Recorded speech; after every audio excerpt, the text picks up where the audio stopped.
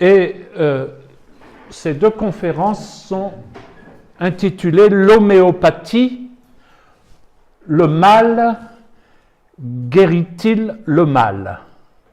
Parce qu'on entend très souvent dire que l'homéopathie, c'est guérir le mal par le mal. Vous avez peut-être entendu déjà dire ça. Alors, comment j'en suis venu à m'occuper de l'homéopathie? J'ai été pasteur pendant un certain nombre d'années. Et dans mon ministère pastoral, dans les entretiens de cure d'âme que je pouvais avoir avec différents fidèles, avec différents chrétiens, je me suis aperçu que quand il y avait des pratiques homéopathiques, on était en présence de vie chrétienne qui présentaient certains blocages. Alors, qu'est-ce que j'appelle comme blocage? Par exemple, c'était des personnes qui me disaient « mais j'ai du mal à lire la Bible ». Et puis quand je lis la Bible, j'ai du mal à la comprendre. Ou alors, je sens des blocages dans ma vie de prière. Des choses comme ça. Et alors, bon, une fois, 2 fois, 3 fois, 10 fois, et vous commencez à vous dire, où est le problème? Et à chaque fois, c'était des gens qui pratiquaient l'homéopathie. Alors, je sais que c'est un sujet chaud dans le monde chrétien. Je vais vous dire tout de suite, bien humblement, donc j'ai fait cette conférence un peu partout, dans plusieurs pays, et je me souviens notamment de 2 homéopathes qui assistaient à la conférence, et moi je ne savais pas que c'était des homéopathes. Et je l'ai su après. Alors bon, je disais... Et ces 2 homéopathes, donc c'était une dame catholique, et puis un homme mais chrétien, évangélique. À la suite de cette conférence, ont abandonné l'homéopathie. Alors, heureusement qu'en même temps, ils étaient médecins généralistes, donc ils se sont reconvertis dans l'allopathie. Alors l'allopathie, c'est la médecine courante qu'on pratique. Normalement, votre médecin de famille, c'est un allopathe. Dans les hôpitaux, on pratique l'allopathie. Et donc j'ai approfondi, et puis j'ai découvert quand même des choses spirituellement un peu suspectes. Alors, je vous préviens, je ne suis pas médecin. Je suis pasteur. Théologien, si vous voulez. Et donc, j'ai une approche, non pas médicale, bien qu'on parlera un peu de médecine, mais j'ai surtout une approche spirituelle de l'homéopathie. Alors, 2 remarques préliminaires. La première, contrairement à ce que les gens disent, l'homéopathie, ce n'est pas guérir le mal par le mal. Ça, c'est un raccourci pratique, mais c'est bien autre chose. Et dans ces 2 soirées, je vous propose de découvrir ensemble ce bien autre chose. Deuxièmement, encore cette semaine, mardi, dans mon église, je donne encore une petite étude biblique pour les nouveaux.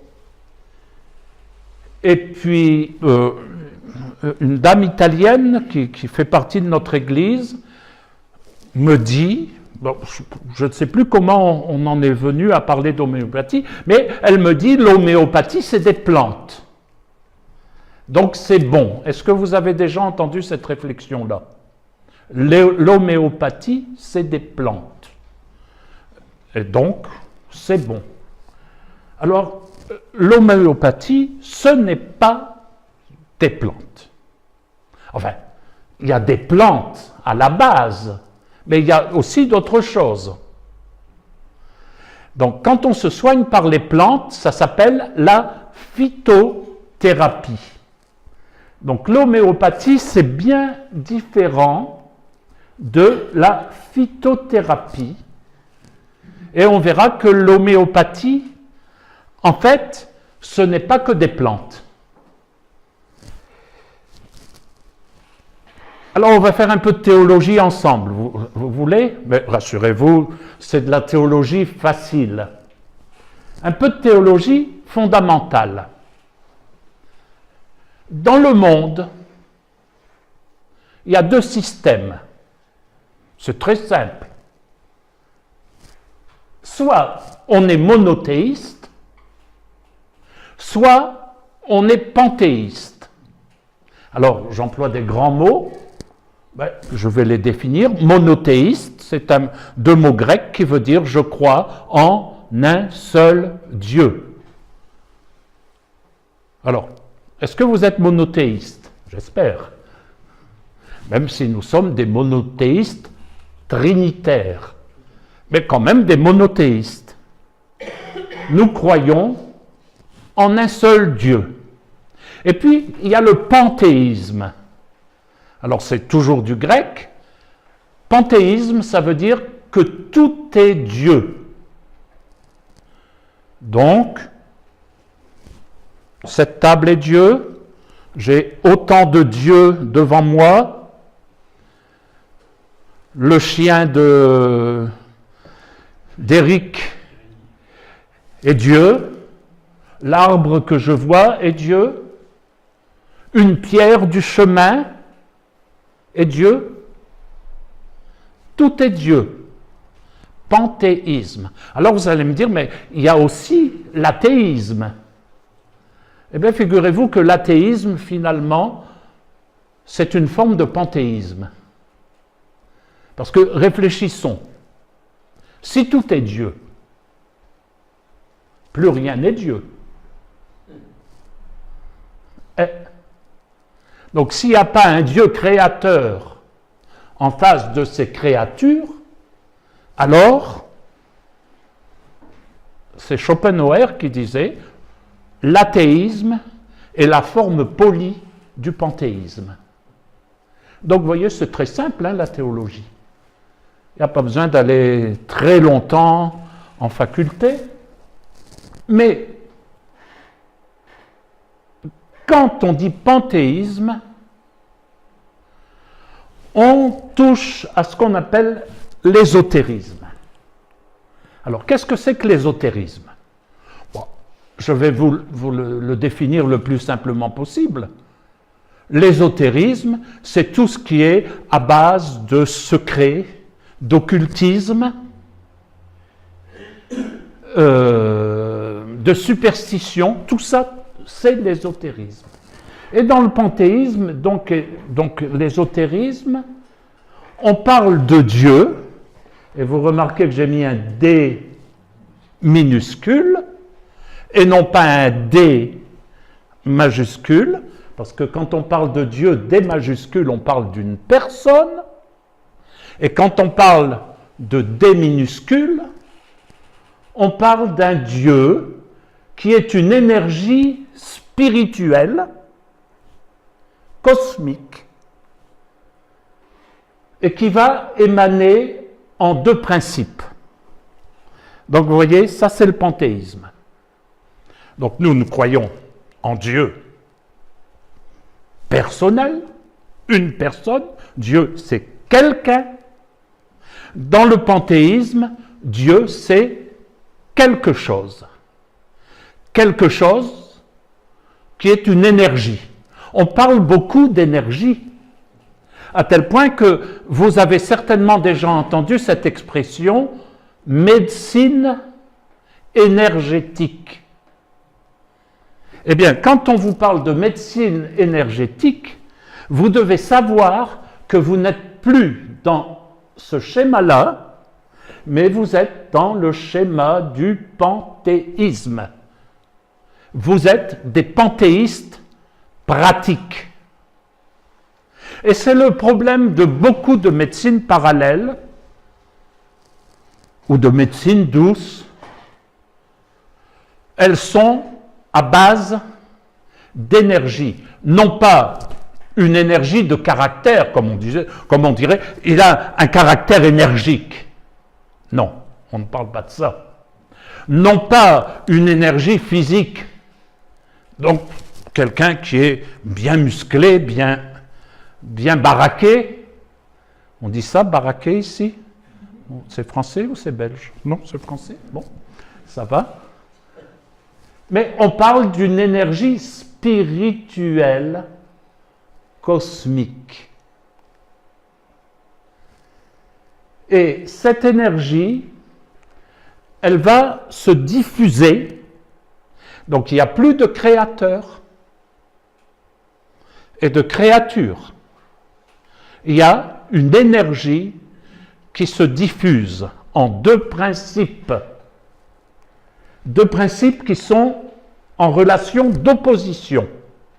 Alors, c'est peut-être un peu compliqué, mais vous verrez, à la deuxième diapo, ce sera plus simple. En énergie d'opposition, mais aussi en relation d'interdépendance, l'un ne se concevant pas sans l'autre. Donc, par exemple, je vais vous dire, le mal est nécessaire au bien. Et le bien est nécessaire au mal. Vous voyez, deux principes qui s'opposent, bien-mal, mais qui sont nécessaires l'un à l'autre. Sinon, ça ne fonctionne pas. Il faut que tout ça soit en équilibre. Si ça n'est pas en équilibre, c'est la maladie, par exemple, quand on parle de la médecine de la santé. Et en relation d'engendrement et de mutation de l'un en l'autre. Donc, le bien engendre le mal, mais le mal engendre le bien, et vice-versa, comme dans une danse, vous voyez, continuelle. Par exemple, dans le panthéisme, on va vous dire, mais le jour et la nuit s'engendrent mutuellement, sont en relation d'engendrement mutuel et de mutation perpétuelle, c'est ça? En relation d'interdépendance, le jour et la nuit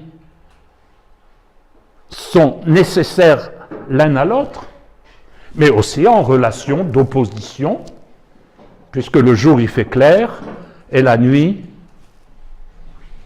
il fait noir. Vous n'avez jamais remarqué? Moi, j'ai remarqué. Et voilà ce que ça donne. Un petit tableau. Donc, vous pouvez le faire vous-même. Hein? Si je mets positif,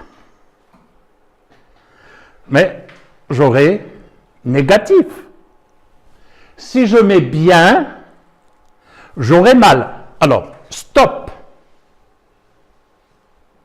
Quand je dis bien et mal, alors là, je dois vous déprogrammer, vous les chrétiens, parce que pour nous, évidemment, bien et mal, c'est une notion morale, éthique. Ça remonte à un vieux texte que peut-être vous connaissez, dans la Genèse, qui parle de l'arbre, de la connaissance, du bien et du mal. Mais ça, c'est une vue chrétienne. C'est une vue dans l'ordre du monothéisme. Mais dans le panthéisme, le bien et le mal Ça n'a absolument aucune connotation morale. Donc là, il faut refaire un peu son catéchisme. Hein. Donc, le bien et le mal, ben, c'est simplement une complémentarité. D'accord? On avance. Si je dis mâle, vous me dites femelle. Si je dis lumière, vous me dites ténèbres. Mais là encore, oubliez la morale.